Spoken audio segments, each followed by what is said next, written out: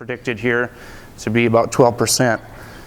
And as you can see on that slide, our best, or some of our native rangeland is at 7%, and our cropping is around 5% now, and we're increasing that every year. And industrialized agriculture has caused the loss of this resource. And that's a picture of me pouting. Yes, I was north of Goodrich, North Dakota, helping a friend soil test this fall, and that was broken CRP. Made me sick. 20 years of soil building gone to the wayside. You could look out there, it looked like a bear was crying out for help, but it was a sad sight. So this has caused skyrocketing input use for us. All these people are spending money on these inputs, which if we focus on biology, we don't need them, and I'll show you that. So it's also destroyed our water cycle. If you look at the drought in the south, I tend to believe that a lot of that is human-made. And it's causing extreme weather patterns as well. So if you look at creating deserts, if this path is continued, what will the earth look like in 100 years? We got to make the decision quick here. Is it going to look like this? If we continue down this path, I wouldn't doubt it. Or will it look like that? So imagine if this was your land here, and you're looking at that desert coming in ever so close each day. You know, if we get to that point, it's already too late. So let's not get there.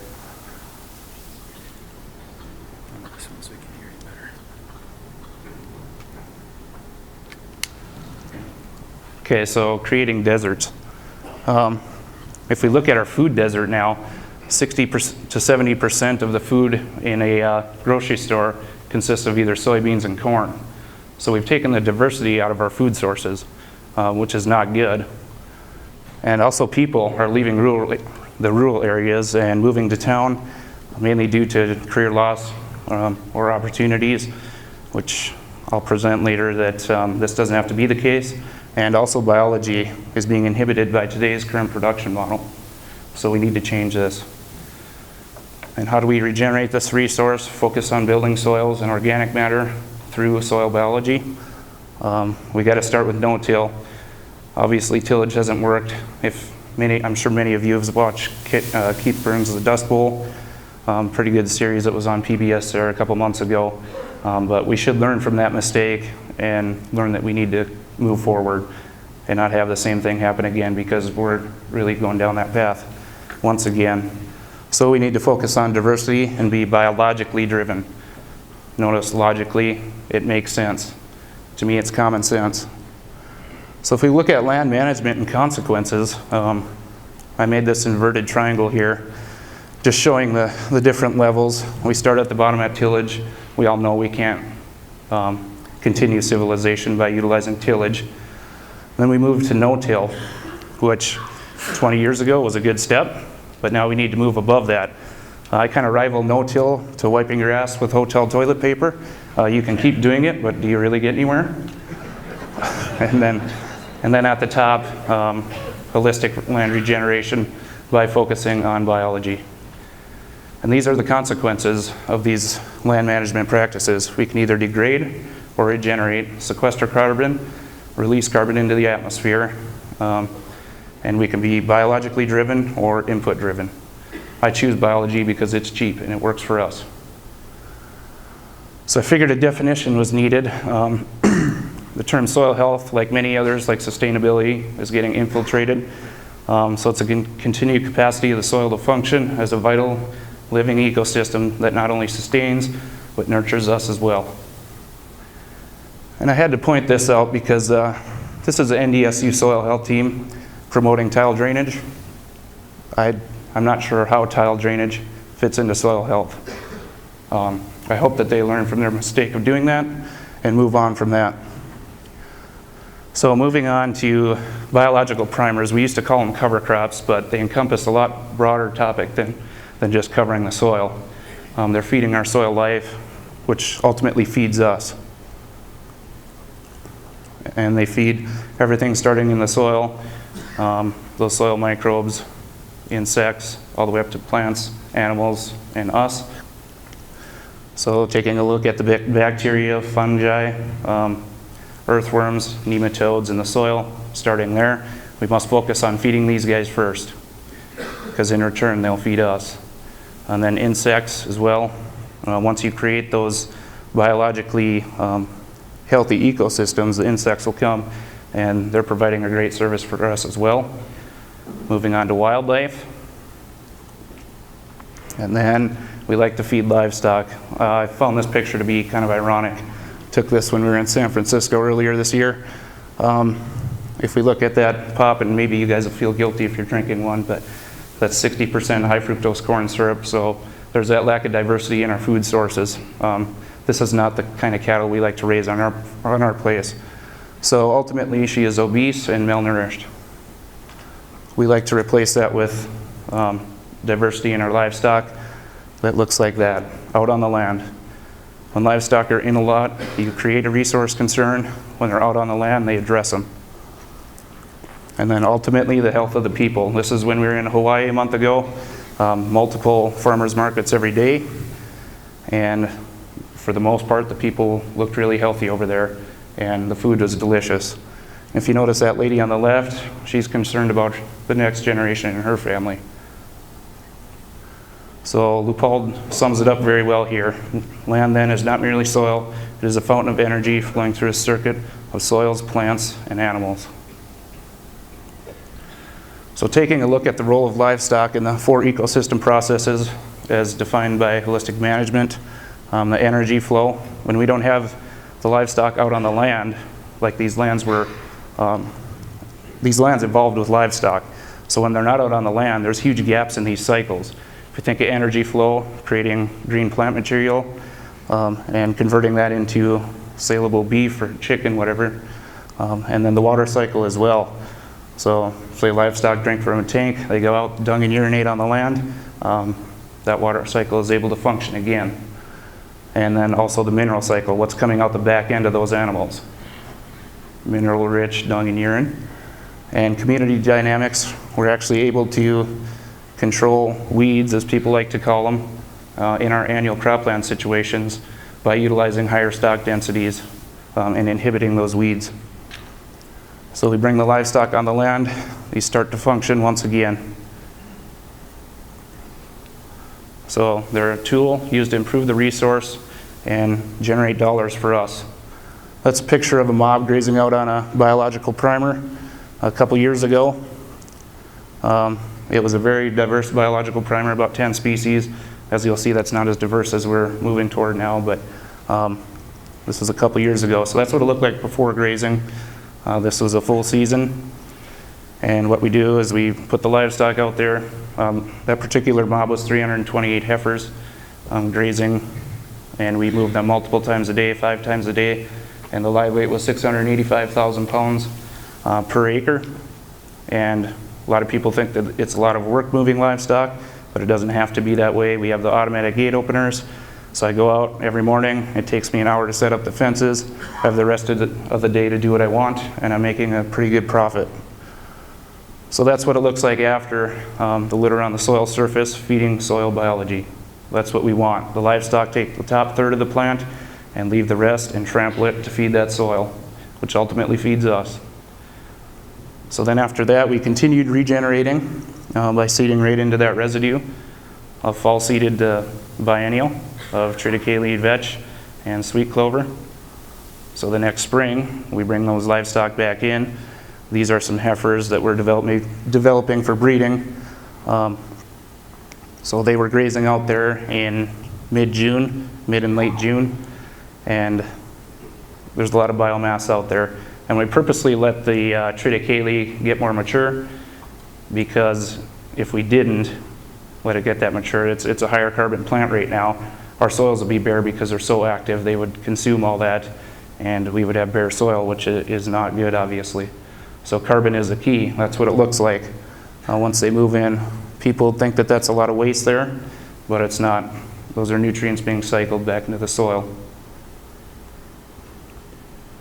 So here's economics from that graze. Net profit per acre, $185.85.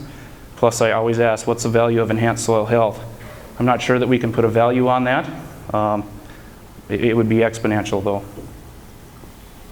Okay, so immediately after those heifers were out, we seeded another biological primer in there on the 12th of July. It contained diversity, obviously. Diversity promotes diversity. So that's what that looked like, a warm season.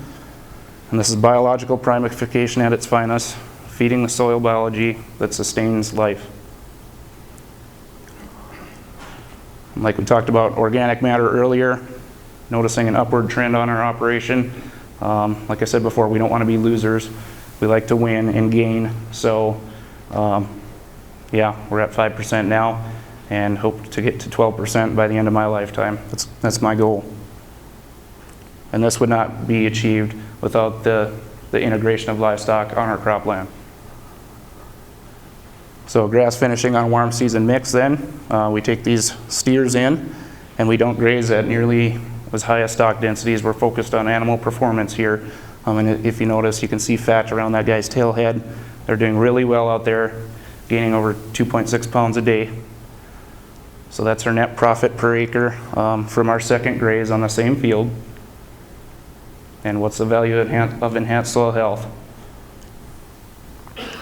So total for the year, $332.99 an acre, which you will see later that almost rivals a corn crop. So yes, it can be profitable grazing livestock on cropland. And in return, we get that healthy soil. So here's a huge opportunity that is being missed out on. I just took this on a state level. 28.27 million acres in cropland right now. In January of last year, 1.69 million head of beef cattle in the state. So if we were to take a quarter of the cropland acres, set them aside for a biological primer, full season, we could run an additional 1.16 million head. So if we're in a food crisis and worrying about feeding 9 billion people, no problem. So at 1.5 average daily gain, that'd be about enough to feed another 7 million people. And just think about the careers that could be generated. You know, I went to college, fortunate or not, and a lot of the people that I graduated with didn't go back to the farm or ranch because they said, well, there's no opportunities. So they're going to town to work at agronomy centers, whatever. It doesn't have to be that way if we farm biologically, not at all. So this is a basic soil test that we took from that field then, the fall before we were going to plant corn into it. And it's saying there that we have 10 pounds of nitrogen per acre. So one that would lead us to believe that we got to buy nitrogen, right? But we just consider this a piss test for soil because all it's doing is testing your soil's drugs. We don't like to drug our soils. Once you do that, you kill the soil biology, which is willing to work for free. So we don't like to spend money and or piss away money. So then we plant into that biological primer residue the next spring with no synthetic fertilizer. And notice there's no weeds out there either. That's what the corn looked at tasseling, and it's holistically healthy. So this is leaf tissue analysis from Ward Labs. And as you can see, the plant is sufficient or high in every nutrient. So where did they come from? The soil biology. So we didn't use any synthetic fertilizers here and got an excellent corn crop off of there. 142 bushel corn. So the soil can be alive, your management just has to allow it to be. So we choose to farm biologically rather than chemically or input driven. This is Joe Clapperton's data showing the PLFAs. Jay touched on it a little bit. I'm not smart enough to comprehend this, but all I know is that it's diverse and that 6,000 number is a high number, and that's what we want to see. And then this is Rick Haney's data out of ARS in Temple, Texas, comparing two fields, one that had the mob grazing for 2 years compared to one right next to it that actually has been in no-till 10 years longer, but without livestock integration. So look at the different levels of nutrients there that those livestock are interacting and bringing forth. Okay, so here's our net profit per acre from that cornfield then, $785.66. So we can choose to farm biologically or chemically. current versus natural. Took this picture at our place. That's the neighbor out there. Farming chemically, we're doing it biologically by running livestock on the land. And as you can see, these are the county averages from last year. That's a return to labor and management under chemically driven systems. So what is that, half as much money? A lot of people are just focused about money, and we're focused on soil health. If you focus on soil health, the money will come. So moving on now, I'm going to pose this question: what's a garden? No one can answer that? Okay. I consider it nothing more than a diverse arrangement of annual weeds, and we get produce from that garden. So this is Dad's crazy idea of putting our garden in with a biological primer this summer. So ended up being a 70 species mix, seeded, was that mid-May, I believe. And these are the potatoes. A lot of you have probably seen this before, but you just place the potatoes on top of the soil surface, unroll a second cutting alfalfa bale. We also had onions in here as well. Those potatoes and onions grow right up through that. And that's what it looked like when we were harvesting. You just peel the hay back, harvest your potatoes. So that was one morning of picking our produce out in the biological primer garden. And that's what we got, very diverse. And that was just in hours of picking. And it's fun, it's like Easter egg hunting when I was a kid. You go out and there's a watermelon, there's a zucchini. It was really enjoyable. Plus it arbored all this life. I know Jonathan Lundgren was out there this summer, and he was giddy because of all the insects in there, and it was pretty exciting. Everyone that toured our place, I would say that this is the highlight for them when they came through this summer. So then measuring the nutrient density of these foods, puts a refractometer up there in the upper right, and it's measuring Brix, and what Brix is measuring the minerals, vitamins, amino acids of these plants. So obviously we want a higher Brix level. And I measured Brix of our zucchini and squash, went to the store, bought a zucchini and squash, and ours was doubled. I'd like to contribute that to healthy soil. So if we look at the nutrients of a lot of the food that the people are eating these days, there's no nutrients in them. You go to Walmart and see how many healthy people are there? Not very many.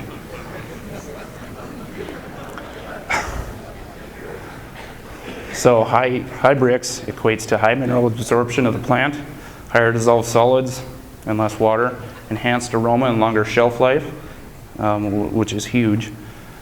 And they also contain higher levels of trace minerals. So then after we were done harvesting what we wanted to out of the garden, we turned the steers out there. This was in early September, and they gained approximately 2.5 pounds a day. So they came right off a biological primer, went into this biological primer that was really diverse. And then once we moved the steers, we brought the poultry out there. These are my laying hens. That's the egg mobile there. So they go in there at night. There's an automatic door on the side, and they lay eggs for me out there. We have the netting around them this year. These were younger hens. I'd like to get some dogs in the future so that I don't have to screw around with that netting because it is a pain. And these are the broilers. We didn't run these on that biological primer field, but as you'll see, these are a lot more lucrative than the laying hens and actually about everything else. But we run broilers, move this pen on a daily basis, and sell meat birds as well. So the biological feast, take a look at what we've done this summer. Pounds of saleable beef produced per acre on that biological primer garden was 100.1 pounds. The average American eats about 50 pounds of beef per year. So the eggs produced, 3,570, enough to feed 14 people for 1 year. The average person eats about 240 eggs a year. And then pounds of vegetable. They say people should get 2.5 cups a day. So I went off of that number, enough to feed 10 people for 1 year. And this is on a per acre basis. So if we were to run those chickens on there, the average person eats about 70 pounds of chicken a year, enough to feed 25 people for a year. And then also just think about the food produced for the others, the soil biology, the insects, plants, animals, etc. So here's the gross then from the garden produce per acre. Oops, I'll move to the net right away. How's that corn crop looking? Not so good, right? Plus we add the beef on top of that. Net profit of $575.58. And then the free range eggs I sell for $3 a dozen. I have just over $1 into them. Net profit $8.85. And if we were running the broilers out there, look at how much money we can make per acre there. They're very lucrative. So when we compare these two, total net profit per acre, $4,538.70 compared to that $365 monoculture corn crop. So you tell me why we're getting farms that are in the tens of thousands of acres. It's ridiculous. We're pushing people off the land, which it shouldn't be that way. If you're interested in learning about the biological model, I'd tell you to look into Cuba's production model and what they've done throughout the past 20 years since the Soviets pulled out. So we're regenerating landscapes at the same time. That's the take-home message here. We want to regenerate, not degrade. So looking at the additional income possibilities, this year we got sheep, which we will be direct marketing next year. Pork, could you imagine how well pigs would do out in a biological primer? I think pretty well. Rabbits as well. Looking at a grass-fed rabbit, I saw some people getting $35. Multiple generations per year, that would be very lucrative as well. Floral arrangements, this was a lady that was out for the no-till on the plains tour this summer. She made that. What would that sell for? I don't know, $20 maybe? And then also carbon sequestration. You know, it's a huge carbon sink by utilizing these biological primers and livestock. Okay, and then hunting as well. I got to tell the story. I shoot sporting clays this summer, and the sporting clays range is right south of my house. And this field was out there, and the guys would always give me a hard time that we have such a poor sunflower field. Well, by the end of the year, I educated them enough, and they were really excited when they got to come out hunting, because, yeah, limiting out on pheasants is not a problem out there. So they started to understand that, hey, this is pretty cool. And it creates a lot of trophies. This is my trophy buck gopher here that I was able to shoot this year. So instead of a 4-point buck, it's a 4-pound buck. So then they're looking at the results of managing regeneratively. I got them up there. But that hunting, that's all part of quality of life. We're finding that as we move away from chemicals and into biology, focusing on biology, we have a much higher quality of life. We're storing more carbon. As you can see, our profits greatly increased, and we're not having to write so many checks. So comparing the two cycles, biological, we're resilient. Chemical, you create problems. We have balanced cycles compared to extreme cycles when we are input driven. We regenerate instead of degenerate. We have natural yields. The reason I have that up there is that everyone's focused on the yield, right? Okay, so are the yields detrimental if they're not natural then? If they're pumped full of synthetics, are those yields, what I'm trying to say, are those yields unnatural to nature and they'll eventually degrade the resource? I would believe that. So farming biologically is also cheap, and we're being a part of nature. We're not antagonizing it. All of these sides, we're always trying to kill everything. You saw that picture Jay had up there of the monoculture corn crop in Iowa. There's no life out there. Who wants to see that? Not customers that buy our product, I know that. So which education model is driving us? This is a picture I took at Cool Springs Ranch up in Saskatchewan last year. And that's their turkeys. They move the bus around. But anyways, I tend to learn more when I observe nature rather than being educated or taught in different universities or whatever. So I think that Massanubu here, he wrote The One Straw Revolution and Sowing Seeds in the Desert. I'd recommend you read those books. But he says modern research divides nature into tiny pieces and conducts tests that conform neither with natural law nor with practical experience. The results are arranged for the convenience of research, not according to the needs of the farmer. I think he hit the nail on the head there. If you look at our universities now, they are fairly well funded and infiltrated by multinationals. So what are you really learning? Well, you're learning how to write checks. That's about it. So I'm going to leave you with this. What will your legacy be? What do you want to leave that next generation? A degraded resource that's not able to sustain them, or one that is full of life that will not only sustain them but nurture them? So we can continue to degrade, or we can regenerate. And that's our contact information. Thank you.